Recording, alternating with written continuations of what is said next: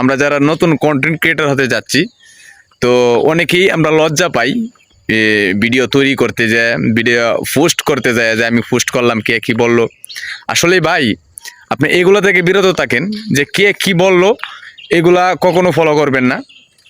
আপনি সবসময় ফলো করবেন যে আপনি কি করতেছেন সেটা ফলো করবেন। আপনি যেহেতু ফেসবুকে কাজ করতে আসছেন, আপনার কিন্তু এটাই বাইসে নিতে হবে যে আমি ফেসবুকে জব করছি।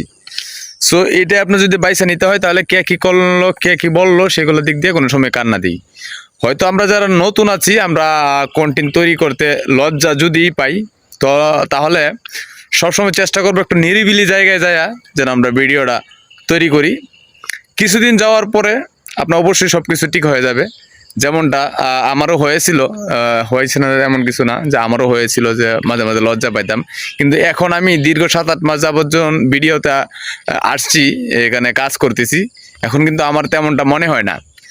আমার কথা হচ্ছে আমি কাজ করতেছি, কে কি বললো, কে কি আমাকে দেখে মন্তব্য করলো, এগুলোর দিক কান না দিয়ে আমি আমার মতো কাজ করে যাচ্ছি।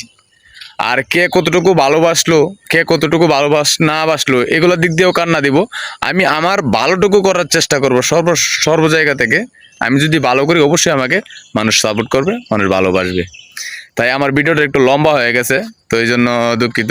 আশা করি ভিডিওটা আমার পুরোটা দেখবেন, একটা ভালো একটা কমেন্ট করে যাবেন। কারণ ভিডিওটা লম্বা করার কারণ হচ্ছে আমরা সবসময় চেষ্টা করব ফেসবুক যেটা চায়, আমরা যেন সবসময় ফেসবুককে সেটি উপহার দিই।